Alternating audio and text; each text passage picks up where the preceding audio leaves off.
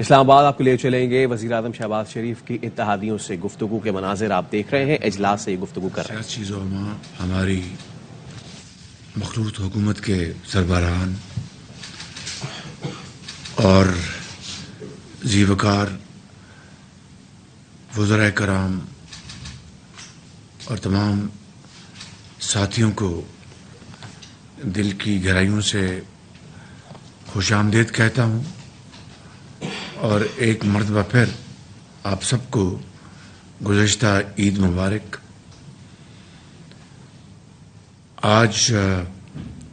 ہم سب پھر مل بیٹھے ہیں۔ یہ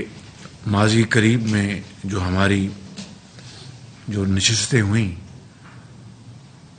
اور اس وقت کے جو معاملات ہیں اور چیلنجز ہیں اور صورتحال ہے، ان کے اوپر گفتگو ہوئی، اس کے نتیجے میں اقدامات اٹھائے گئے اور قومی اسمبلی اور جوائنٹ ہاؤس نے ان چیلنجز کو ڈیل کیا، اور عدالت عظمیٰ کے حوالے سے جو معاملات تھے اس حوالے سے آئینی اور قانونی اقدامات اٹھائے گئے۔ مگر ابھی بھی صورتحال بڑی چیلنجنگ ہے۔ مثال کے طور پر کل سپریم کورٹ کے 3 رکنی بینچ نے، جس کو پارلیمان نے قبول نہیں کیا، اور یہ ایک متفقہ ایک رائے تھی اور فیصلہ تھا کہ ہم 4-3 کا فیصلہ مانتے ہیں، 3-2 کا یا 5-2 کا نہیں، اور اس کے اوپر پھر پوری پختگی کے ساتھ اس کے اوپر ہم نے اپنا موقف قائم کیا، اور آج بھی ہم سب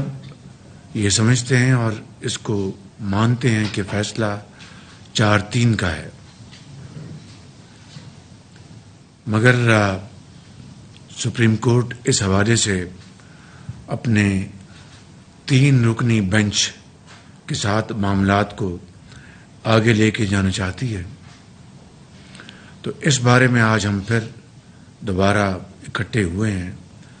تاکہ اس کے اوپر ہم اپنے پہلے فیصلے کو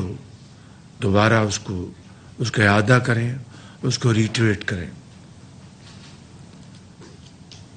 دوسری بات وہ یہ ہے کہ کل اسی بینچ نے فنڈز کے حوالے سے، جو الیکشن کے متعلقہ فنڈز کے حوالے سے جواب مانگا ہے۔ اس سے پہلے جو سپریم کورٹ نے جو فیصلے دیے تھے اس کو پارلیمان نے ڈیل کیا، اور آج بھی میں سمجھتا ہوں کہ پارلیمان نے جو فیصلے دیے ہیں، جو قراردادیں منظور کی ہیں، اب یہ معاملہ بھی پارلیمان ہی چاہے گی کہ ان کے سامنے لایا جائے اور وہ اس بارے میں دوبارہ اپنی رائے کو قوم کے سامنے لے کے آئیں، اور ہمارا بھی یہ اخلاقی سیاسی فرض بنتا ہے کہ ہم اس معاملے میں جو پارلیمان نے جو پہلے جو فیصلے دیے ہیں اس کا احترام کریں۔ تیسری بات اس حوالے سے جو کہ سپریم کورٹ کی جو انہوں نے اپنے فیصلے میں کہا، اس سے ہٹ کر میں نہیں سمجھتا کہ مجھے یا آپ کو یہ فیصلہ کرنا چاہیے کہ ہم سپریم کورٹ کو ضامن بنائیں، اس کو ہم آربیٹریشن کا حق دیں۔ یہ ان کا کام نہیں ہے، پنچایت ان کا کام نہیں ہے، ان کا کام قانون اور آئین کے مطابق فیصلے دینا ہے۔ لہذا اس بارے میں کہ ایک دن الیکشن ہونے چاہیے اور کب ہونے چاہیے، اس بارے میں اتحادی پارٹیز کے اندر تو مکمل ایکا ہے اور اتفاق ہے کہ الیکشنز نومبر میں جو بھی اس کی ڈیٹ بنتی ہے 13 اگست کو پارلیمان کی مدت ختم ہوتی ہے، اور اس کے بعد اگر 90 دن شامل کیے جائیں تو وہ نومبر اکتوبر میں وہ تاریخ بنتی ہے۔ مگر قوم کو یہ باور کرانے کے لیے کہ ہم ملک کے اندر جو اس وقت جو چیلنجز ہیں اور جس کو پی ٹی آئی کی لیڈرشپ نے انتہائی افسوس کی بات ہے، مجھے کہنا پڑ رہا ہے کہ انہوں نے ان چیلنجز کو حل کرنے کے لیے کوئی تجاویز دینے کے بجائے اس کو ایکسپلائٹ کیا۔ اپنے صوبائی وزرائے خزانہ کو یہ کہا کہ آپ آئی ایم ایف کی جو شرائط ہیں ان سے انکار کر دیں تاکہ آئی ایم ایف کے ساتھ معاہدہ نہ ہو سکے۔ پاکستان کے راستے میں کہ پہلے ہی کوئی مشکلات نہیں تھی، کانٹے نہیں تھے، مزید کانٹے بچھائے گئے یہ کہہ کر کہ یہ سازش امریکہ نے کی تھی، اور پھر اتنی ڈھائی اور بے شرمی سے یو ٹرن مارا،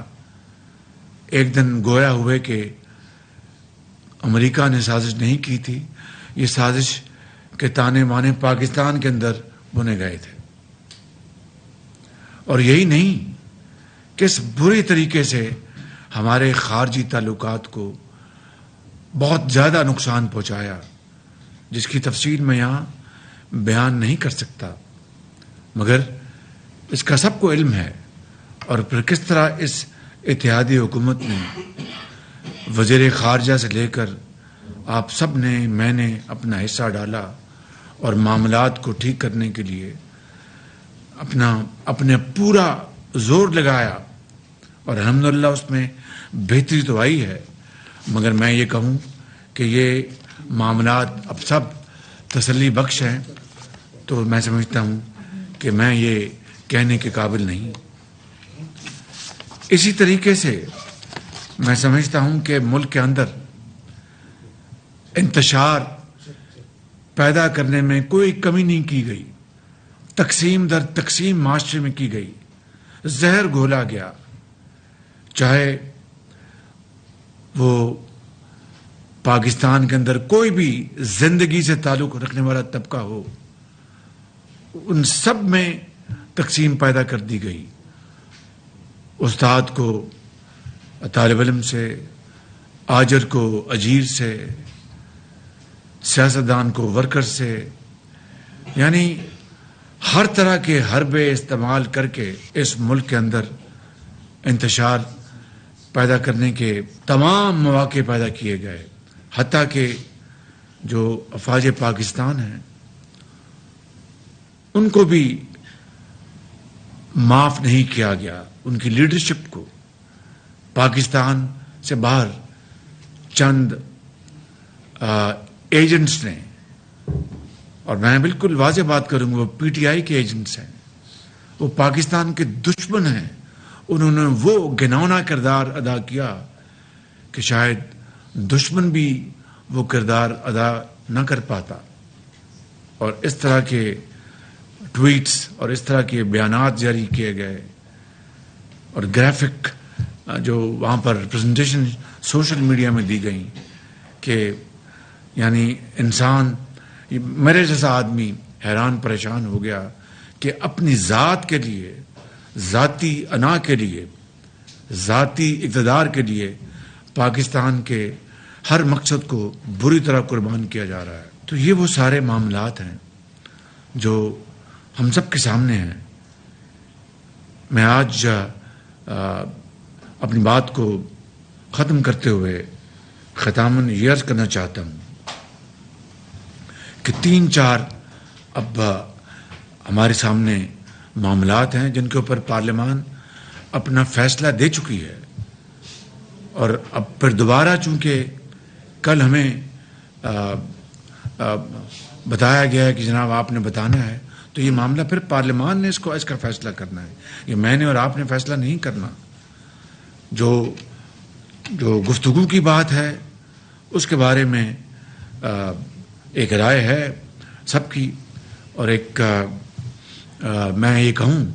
کہ ایک اوور ویلمنگ رائے ہے کہ ہمیں